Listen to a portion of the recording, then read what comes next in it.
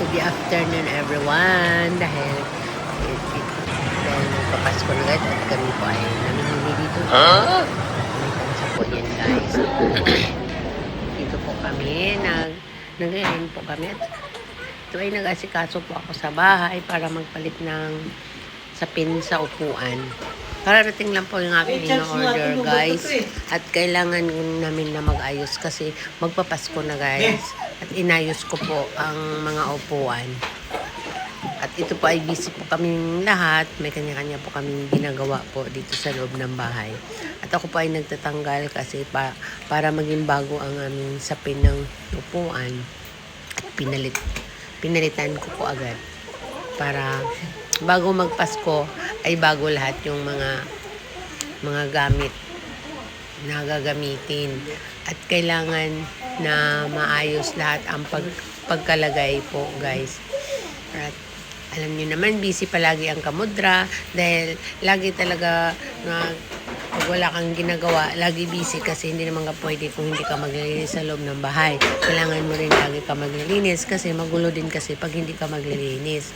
At kailangan mo din gumawa para hindi ka pwede patamad-tamad kasi pag patamad-tamad ka, wala ka namang katulong at kailangan mo pa din magkilos. So, diba guys? Buti kung may katulong ka ay mahirap lang tayo guys. Ganyan ang buhay. Kailangan natin magkilos-kilos. Hindi tayo pwede pa-sitting pretty kasi walang tutulong sa'yo kundi sarili mo lang din mag-aayos ka sa loob ng bahay. Dahil magpapasko na mamaya at kailangan po na mag-ayos.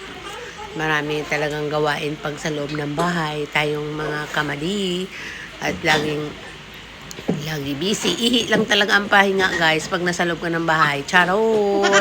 At walang katapusang paglilinis, walang katapusang pag-aayos, walang katapusang mga gawaing bahay. Ikaw na lang susuko guys. Ang akala nila pag ikaw ang nanay sa bahay, paupo-upo lang. Pero hindi. Lahat mo gagawin para malinis tingnan sa loob ng bahay. At kailangan mo talagang mag-ayos. Tayo naman nanay kahit pagod na tinitiis natin kasi ganyan talaga tayo.